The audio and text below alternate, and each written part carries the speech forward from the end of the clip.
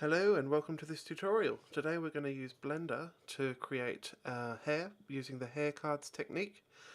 If you're not too sure what that is, I recommend you Google 3D character hair cards, and you'll see some examples of different characters using the hair cards technique.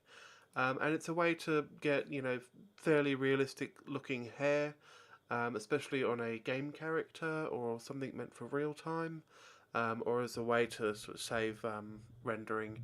So rather than having to render a whole bunch of particles and calculate all those particles at render time, you can just have some, basically these are just planes with a hair texture on top. We'll use Blender to generate the hair texture using the actual particle system, and then we'll generate the hair onto the head. So let's get started. Okay, so to start off we're going to need to create a hair texture. To do that we will use the Blender particle system, and we'll just grow some particles off a plane and render them out, and that will give us a realistic looking texture.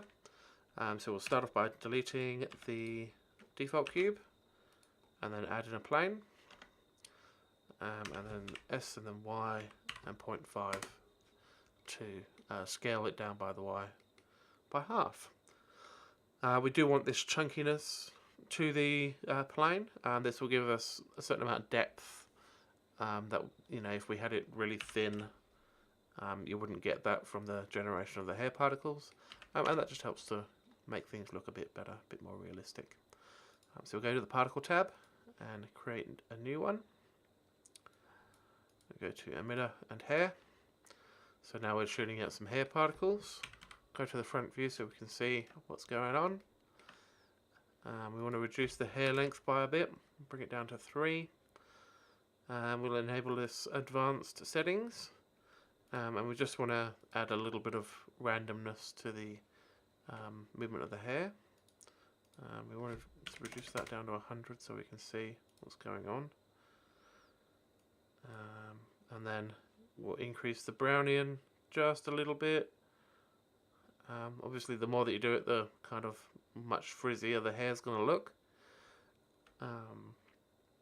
Probably about maybe 0.2 would be a bit too much, so probably 0.15 looks about good to me. Hopefully these are showing up on your screen. They are quite thin. And then we want to turn off the emitter rendering, because we don't want this plane to show up when we do a render. And we're going to now add a material, because right now if we're still in Blender render, so if we go over to cycles and start looking at what it's like in there, it's just grey. It's not much to see. So we'll go to a material, just create a new material. For this one we'll create a brown material.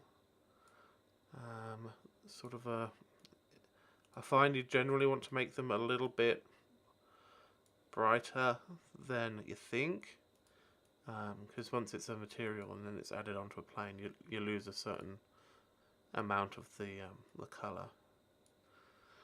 So quite a light and orangey brown there. So we've got, even in this one, we'll set up the lamp to be a sun lamp. Turn on use nodes, increase the strength, and it's probably pointing in a funny direction. So I'll just rotate it in a couple of views, because we're only going to be rendering this from a singular direction anyway. So that's starting to look a bit better. We do want a bit of variety in the hair.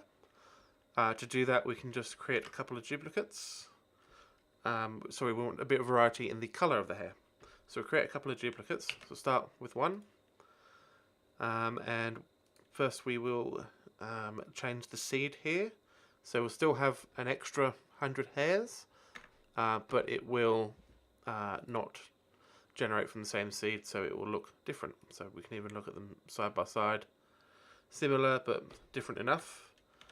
And when you look at them obviously together, it sort of starts to add a bit of more hair and more randomness to it. For this one we will go to the material tab and we'll click on this number 2 to make the material a single user. And then we will go, I find it easier to go to saturation and just reduce that down a little bit. So then we've got a second colour. So when we hit Shift Z, you do want these colours to be fairly, close to each other. I might even select the first plane and increase the saturation a little bit so you can see a bit more difference. So you can see some of them are a bit lighter and some of them are a bit darker and more full of colour. And we will duplicate this plane one more time. Again, turn off that 2. And we'll turn that saturation down a bit more. Go to particles, change the seed. Obviously, the second duplicated plane is got the seed of 1, so we want to go even further to the seed of 2. And that gives us a bit more randomness and a bit more hair. In my experience, I do find, especially at least for short hair, having quite a thin and wispy texture looks better than a really thick and full one. It just sort of makes things merge together a bit nicer. Now that's looking pretty good to me. I want to reduce the number of particles here down to 70, I think, and that should reduce on all of them. Yeah, so they've all got 70. So there are some values that are independent and some values that are the same when you're working on a particle system and different objects. And the last thing we want to do is the cycles hair settings. Gets a bit covered there. The settings that I want to change, I think I just want to bring the tip up to 0.5, and I turn off close tip, and that will just make the hairs a bit thicker all the way up to the end, and it's sort of so you can actually see them on the texture when they get, even with the close tip, they get really small, and you can see when you reduce it they get really thin. It's hard to see what's going on too much there. So 0.5 and open tip, and I find that looks a bit better, especially because we're not doing anything in full 3D with these particles. We're just using them for a texture. We want to make them look good as a texture, not good as a hair particle. For the camera, we will turn on transparent under film. So we've got this nice checkered background now. And we want to save our render as a PNG. So render as a PNG with RGBA. Make sure you got those settings set. And we're just going to render as a square. We'll just do 1024 by 1024. That's probably quite big for a hair texture, say if you're doing for a game or something. Especially because you're going to have lots of these dotted around. But just for the sake of this tutorial, we'll just do 1024.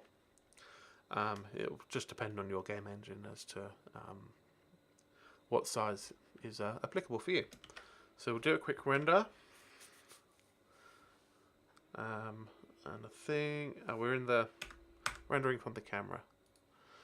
So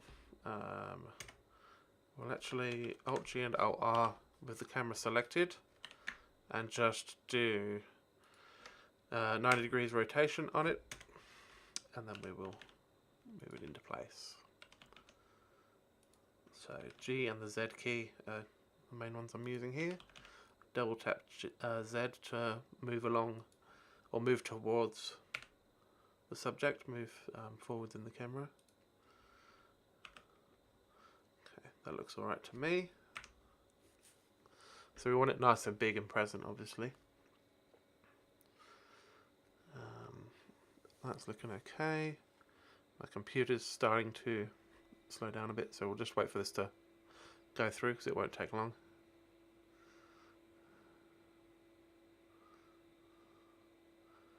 Obviously, screen capturing and rendering at the same time is not the nicest thing to do to your computer, but it's only a little render. Cool, that's done. So we will go to image down here and save as image, and I've got a hair folder on my desktop for where I want to save it out to, and we're going to call this hair texture, and I'll just put a 1 on there just in case there's any changes we want to make.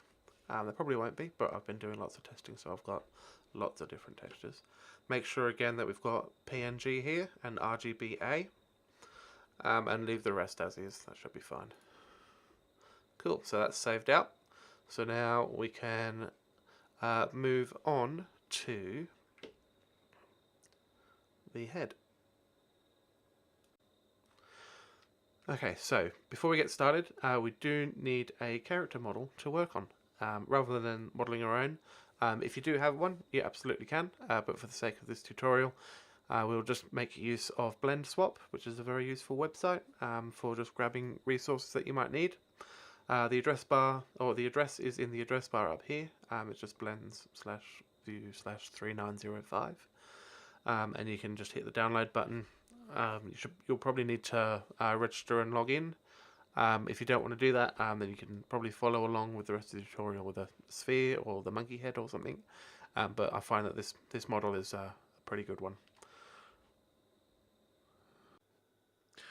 Okay, so we've got the 2D hair particle texture made, and you've either got your own model or you've downloaded a model from Blend Swap or from somewhere else. We'll now bring in that model, so we'll just remove that, make sure I turn on my screencast keys. So remove the cube, and then we'll go File and then Append, and then go to wherever you've got that model downloaded and open the blend file, and make sure you go to Object and then go to Plane, and that will bring in that object for you. Now this one I know has got a mirror modifier that we're just going to apply, and also a subsurf that we're just going to delete for now. So we've got a fairly good looking model. For the sake of this tutorial, we don't need the whole body, so I'm just going to delete all of the body and just keep the head. Obviously you might not need to do that for your own character, but it's a pretty simple process of just selecting, say, that much, X to delete, got an extra floating vertex there, and there, and that should be fine.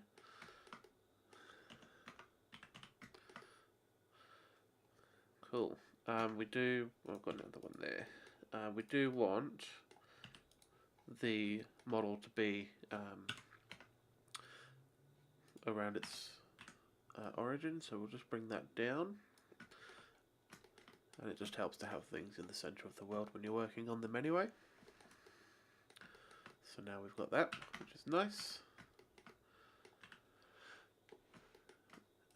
And I think a quirk with this model, it does come with X-ray turned on, so we're just going to turn that off because that can make doing other things a bit weird, so make sure you get that. And then we're going to start off by making a skull cap. So to make a skull cap, we're just going to duplicate a portion of the mesh, the skull area where the hair grows out. Make sure I'm in wireframe mode, and then I'm just going to use the C brush tool. So you press C on the keyboard and it gives you a brush select. I'm just going to select the general sort of area where I want hair to grow from. That looks pretty good to me. I might want to zoom in a bit and get a bit closer to the ear there. We can also edit this mesh afterwards, it's not a big deal. But that looks about right to me, so I'm going to Shift D to duplicate, and then right click, and then with that still selected, I'm going to press P and separate by selection. If you do lose that selection, you can just separate by loose parts. And then we've got a separate object, which is now the skull cap. So I'm going to move that to be included in that second layer, just so that we can work on this on its own.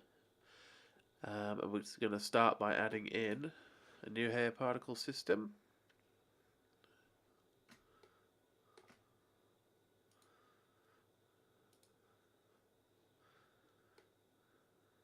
Okay, So we've got hairs coming out. And in order for those, obviously we want to turn those particles into cards. So we're going to go onto another new layer and add in a plane. Now this plane, we'll go into the side view, rotate it by 90 degrees so we can see it, scale it down. We want, in my experience, a fairly chunky sort of mesh. I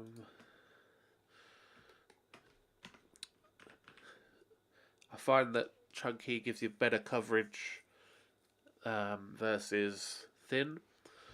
So something that's sort of quite wide, and then I might even just keep it like that and extrude up. We'll extrude up by holding Control, and then we'll just bring this middle edge, hold Control out on the y-axis. Nope, oh, go straight into the side view. So we can just come out by one.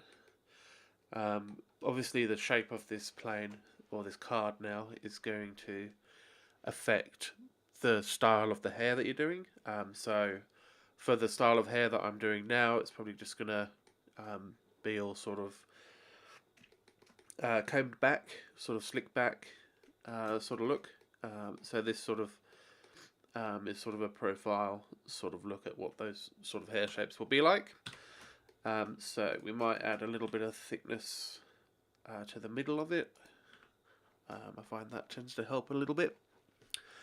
And then we want to make sure we UV map the plane. If you don't UV map the plane, you might get to a further step and find that everything's black when you start trying to see the hair texture on everything. So make sure you UV map that.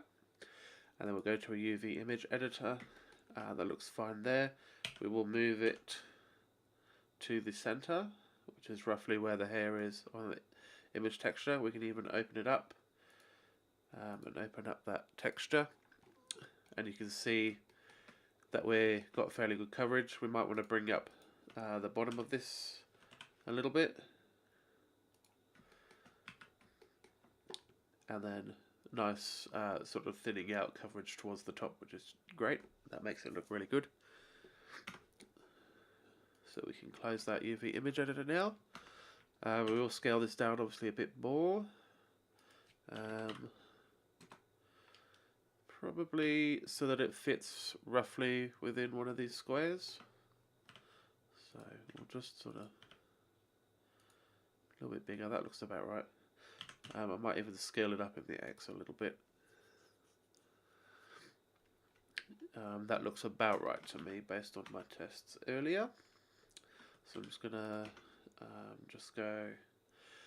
For these, actually, you want the origin of the object to be along one of these edges. Basically, the root edge is where you want it. You can make sure that that's the root edge by checking in your UV image editor and going to hair texture, and then there's a button, I think it's this one. So keep UV and edit mode mesh selection in sync. So if you click on that, when we select the bottom edge in edit mode, it also selects in the UV image editor, which is handy for knowing obviously what part of a model you're selecting. So now I know that's definitely the root edge. I'm going to go mesh, transform. Actually no, first I'm going to go Shift S, sorry, cursor to selected, and then mesh, transform, no, object, go in object mode, object transform, and then you can choose where you want the origin to move. So we're going to move the origin to the 3D cursor.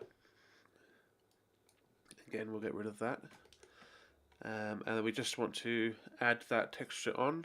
So make sure you're in Cycles Render for what we're doing here.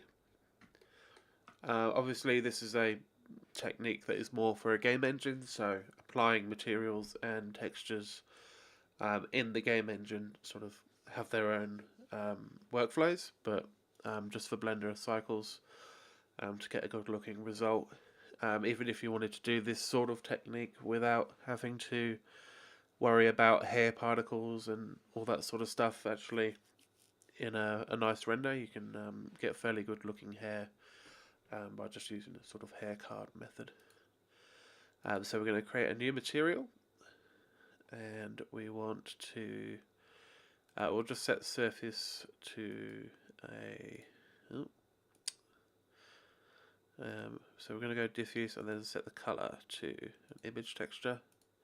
And so we've already got that image loaded from when we were playing with it before. And so in rendered mode, you're going to see that that image texture is on there. You can also see all those other hair particles going a bit crazy. But we can see that there textures on there, but we can't see that alpha map yet. So we need to tackle that before we do anything else. So we'll bring off a node editor, and then we'll add in a couple of extra nodes. So we want to add in a transparent BSDF shader, and I believe it's just a mix shader as well.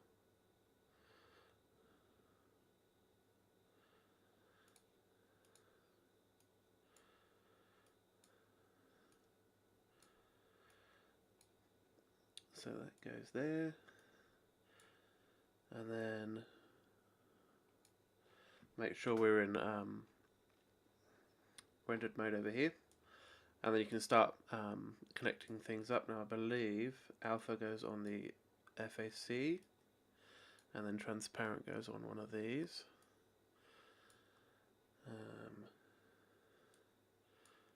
Which may even then go straight to there, and I think we've got to swip those over.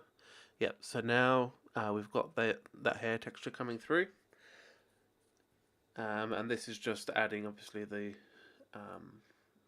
alpha map. So the alpha goes into the factor, so the alpha is telling it where it needs to be transparent, and then this is telling it that part of what's being mixed in is transparent, and then here is where we mix in the color. So we should be able to come out of here now. Now the color is a bit low. That's probably because the lighting's a bit crap at the moment. So we change to sun, use nodes, set it to 2, and then make sure we'll go into wireframe.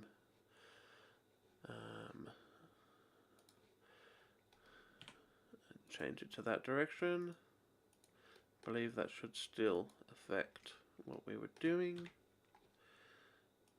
which is just here. Okay, cool.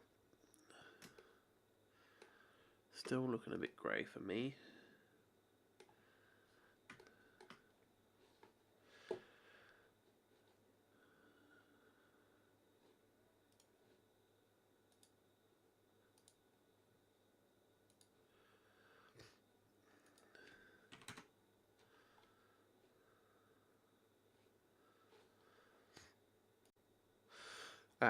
So to fix that, obviously we've removed that diffuse node.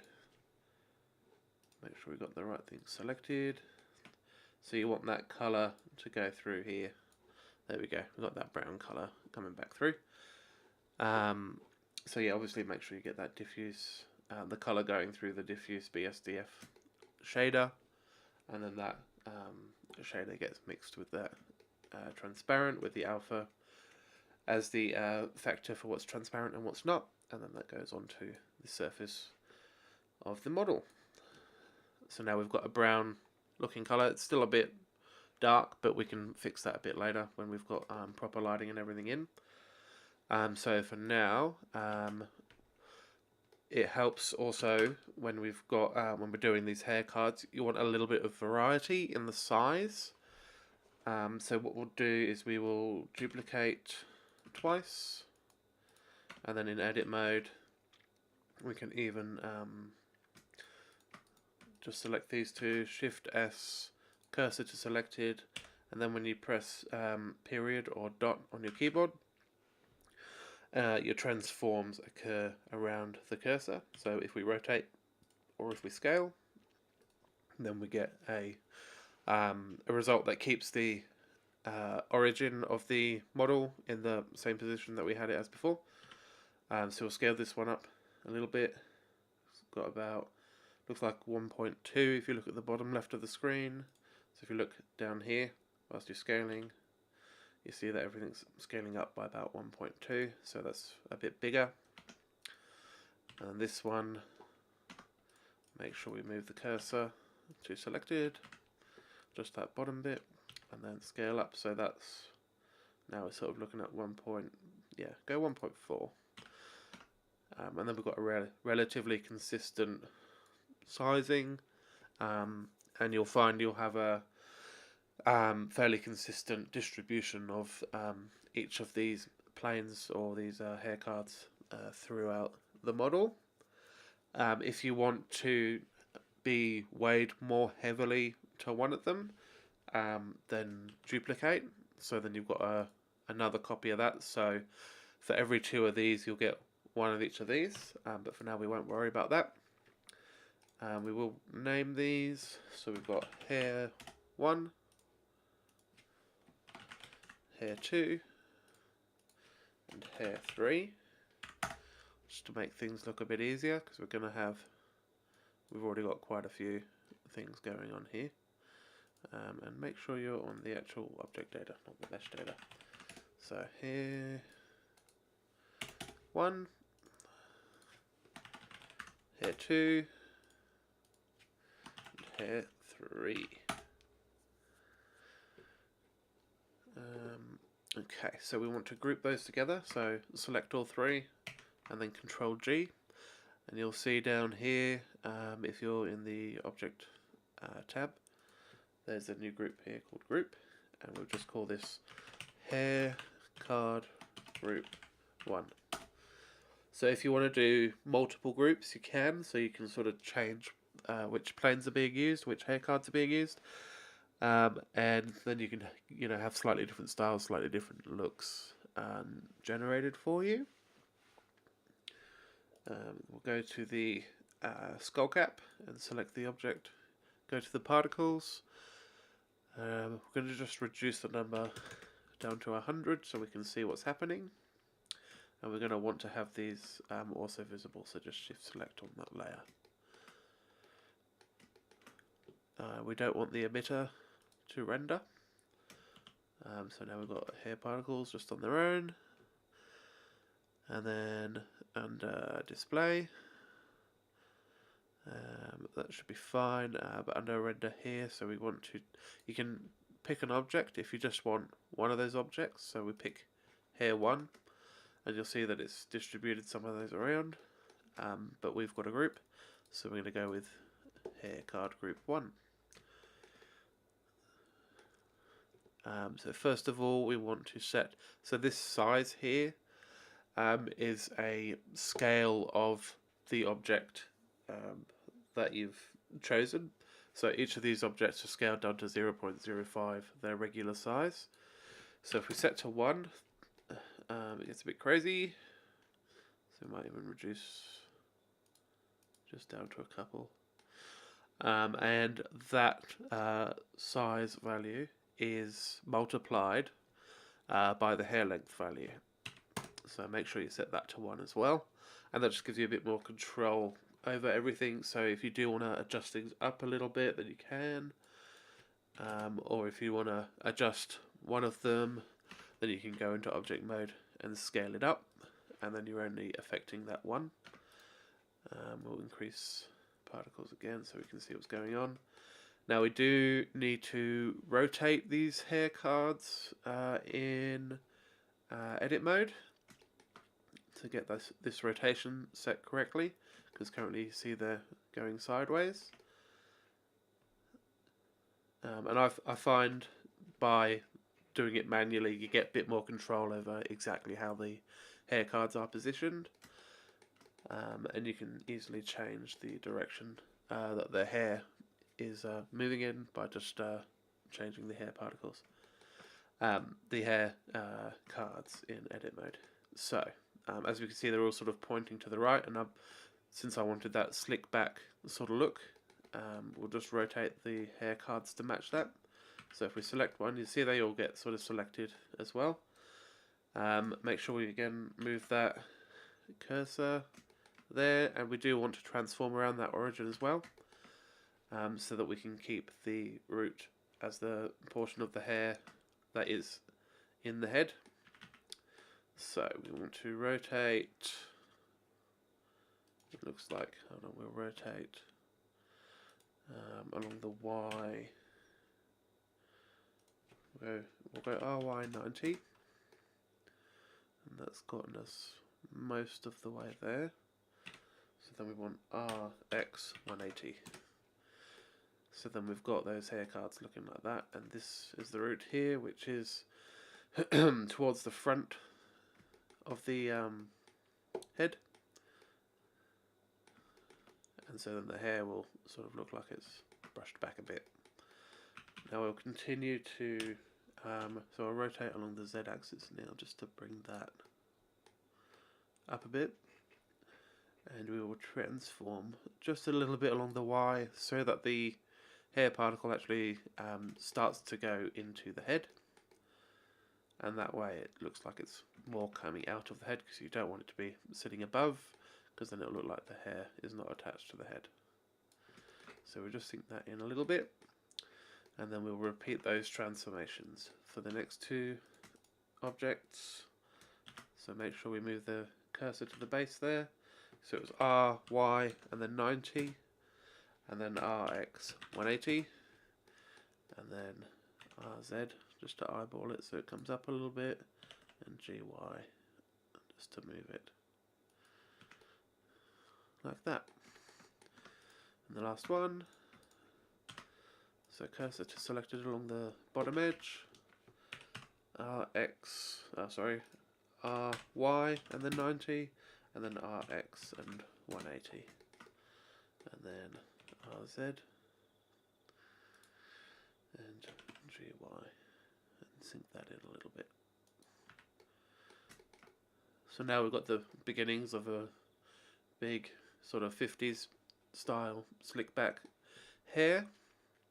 We can go back to the skull cap and increase the emission amount, and you'll start to see that it starts to look like a fairly full head of hair. There will be some gaps and things. You can fill those in manually, or you can sort of just keep increasing the amount of hair. Obviously dependent on your specific needs for how many polygons you've got. For your character's head of hair, will be based on how many particles you generate. You probably want to generate, say, 100 or 200, and that will give you the bulk of the head of hair, and then you can move the rest into place, duplicates and things like that. I'll show you how to do that in a moment. For this head of hair, I think I had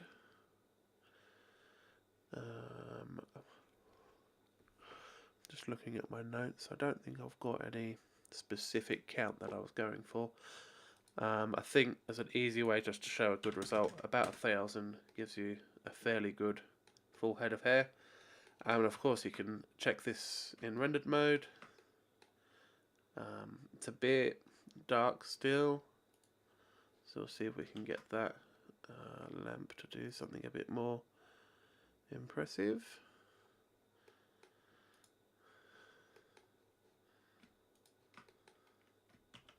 There we go. So make sure you got that layer selected as well with the lamp. So that's showing us a brown sort of hair. So obviously, because we're generating particles based on certain parameters, some of the hair particles are just going to be either completely pointing in the wrong direction, or just completely out of place. That's where you need to sort of start going in and manually editing things. The hairline is obviously a bit jaggedy. We've got a gap there. I think there's usually sort of a gap around normally where the crown is, that sort of thing. Obviously the gap in the side, and obviously the more particles you have, the less gaps you're going to get, but there will be sort of a certain amount that you can't avoid. So we'll move on to the next step, which is with the the skull cap selected. We can go to the modifier panel where we've got a particle modifier, and we can click convert, and this converts all of the particles into meshes, so then you can control them individually. You have an alternative before doing this of going to particle edit mode, where you can use the particle tools here. So you can the main two ones that you'd probably be using are the add tool. You'd probably want to set the count down to 1, and then sort of paint in individual hairs where you need a bit more density. Say I knew I wanted some more around here, so I paint in a few more to try and cover up that gap. And I'll probably do the same on the other side as well, so I knew there was a gap around here. And obviously you've also got the cut tool here, where if you've got some extra particles, say I've got some extra ones along the bottom, I can just cut those whole particles out, and then they won't be a part of the look anymore. But that's sort of more for you can't get a lot of control of that because you can't actually see the hair cards that you're working on. So we'll go back to object mode and hit that convert button. Now, without selecting anything or doing anything else yet, you've got all those hair particles selected, so you can press G and move it all around.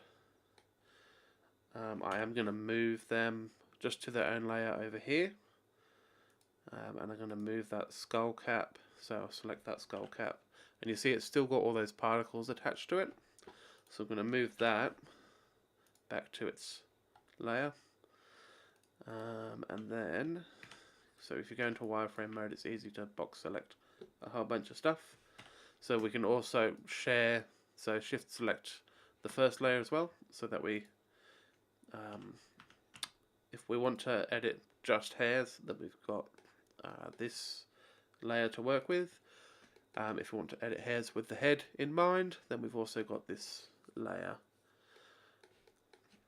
So some basic editing, obviously, that we want to do. Maybe we want to fix the hairline first. It's not going to be, the particles aren't generated symmetrically, they're generated based on a seed. So you can start to move things around. And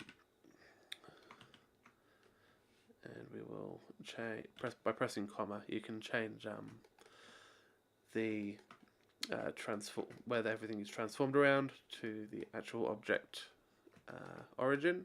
So now when I rotate, you can see I'm rotating again along that along the root. So if we press R twice, that's a nice way to get just little edits in, or RZ, obviously RY and RX. I'll do a little bit of work on this one. Let's see if we can get a fairly clean looking hairline. You'll see some of the particles just don't generate very tidily, so it's hard to get a very good looking hairline based on just what's generated. Again, in a sort of a game situation, you'd have a lot less particles than this, but it's worth mentioning this was 1,000 particles, so we've only added 2,000 polygons, or 4,000 tries, which is a lot less than if you had individual hair strands as polygons.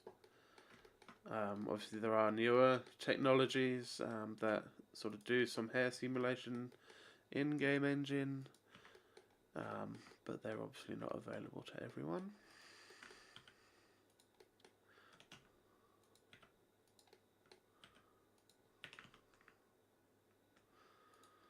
I think we're just going to have that roughly where it was and move, say, some of these back a little bit. And you're just sort of trying to generate a fairly cohesive looking hairline along there. Obviously the more work and the sort of more smaller hair particles you can get through there, you can tidy up some of the gaps. You can see that now that we've got sort of a line that's sort of slightly pulled out, you can actually see through those particles or through those hair cards, so it can be tricky to see, but basically you're going to want to pull some of the other particles that are behind there in, or even say you want to duplicate these, move them in, move them to the side a little bit, and then you've got a little bit more thickness so you can't see quite through as much, and then you want to do that obviously as much as needed. The ones along the side are obviously going quite crazy. They're sort of pointing up and to the side, so it'd be worth fixing those. So you can sort of see how many there are that are all just going in the wrong direction.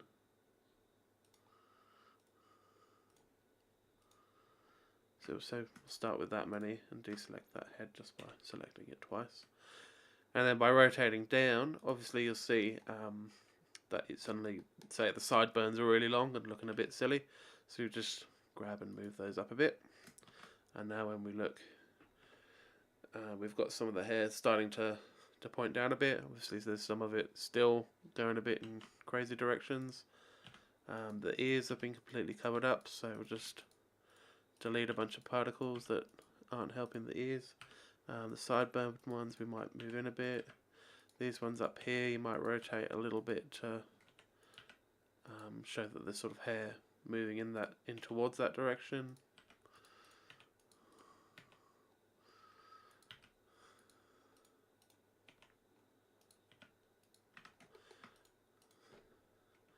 Obviously it will help to study the way hair works and the sort of different grains.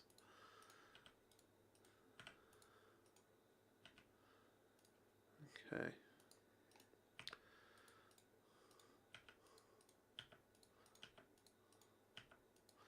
So that's probably all I'll do just for this model. So we've got that sort of fairly chunky, slick back looking sort of the 50s sort of vibe going on. It looks, fairly realistic. Generally, you're not going to want one of these characters to be super up close to the camera anyway. So even on, say, a film or a TV production, you could have hair like this for background characters, and it'll look just fine because there's, they're not taking up a lot of screen space anyway. So it'd be silly to use lots of sort of really complicated hair particle systems for them.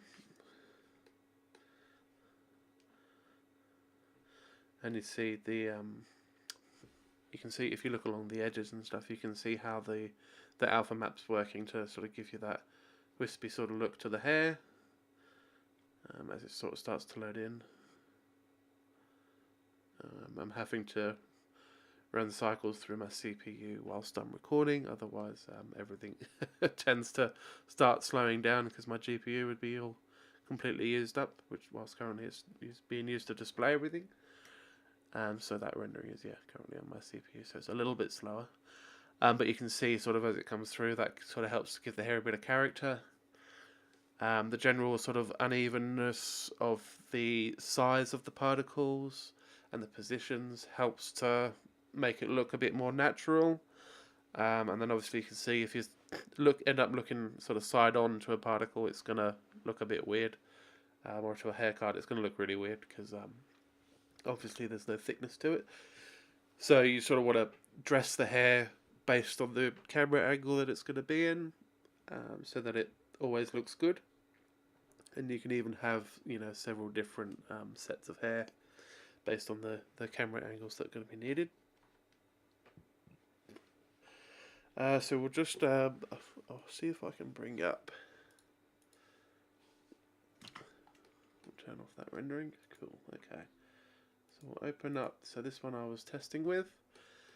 So for this one, I've got a bunch of different layers here selected, so you can see this is a lot like that particle system that we generated for the first one in the tutorial, and then here you can see I've done another one, but I've actually flipped the rotation of those hair particles, so now I've got some pointing forward, some pointing backwards, and this will create a more natural looking head of hair. You'll find there's generally sort of several planes to the head, which sort of starts at the crown, which is sort of in the top sort of middle of the head, and then you got hair sort of flows away from that crown. So if you wanted to get sort of more detailed, you'd even have another section here that would sort of flow away, and another section here that would flow away. But I've also got the sides here, so they all flow down, and I've got so forwards and backwards. So when I render, it's probably not going to show much.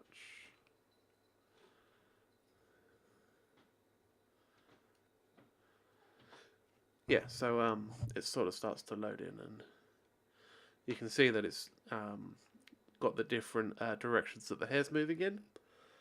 And if we include the head, and I've even included some eyeballs as well, just to make it look like a human character. Just a quick little sort of preview, and that's, you know, a fairly good looking head of hair. Without too much work. I think this one was about 1,500 particles for the whole head. So we're looking at about an extra sort of 3,000 or so. This counts at the top of my screen a bit completely off because I've got a bunch of other stuff happening on this blend file. But yeah, that's sort of a result that I got with sort of less than an hour's work. A hair artist, obviously, in a game team is going to probably place most of these individually to get the best look that they possibly can get with the fewest hair cards. But you know, for a fairly quick job, I think that's gone quite well. Yeah, so that's him looking at 32 samples. Just in the viewport. Looks fairly good. It's nice that there's sort of because of the different ways that the hair is pointing, it sort of captures the light slightly differently. You get sort of a fluffy sort of effect going around, and it sort of looks a bit bumpy around here, sort of like a normal head of hair would, which is quite good. So we'll leave the tutorial at that. If you'd like to support me, obviously subscribe to the channel, like the video and share it. That's probably one of the biggest things you can do if you'd like to help me out. I'm hoping to sort of increase my output of videos. I know I've said that before, but it's something I'm sort of really working towards. And I've also put up a couple of t-shirts on Teespring. I'll put a link in the description and probably on the screen right about now. And you can, if you want to purchase a t-shirt, I'll have a couple of sort of Blender related slogans and pictures and things going on. I think I've got a delete the default cube one and a little logo design that Teespring already had, just to get me started. But if you've got any good Blender jokes, let me know. I'm happy to chuck it on a t-shirt, and you know, anything sort of helps. I think there's a Patreon still going. I will start uploading videos and sort of activating them early for Patreon supporters. I'll let you know a bit more when that actually sort of starts to come into effect, when I've got a few more videos in the pipeline to actually start having things activated early like that. But for now, thank you for watching, and I will see you next time.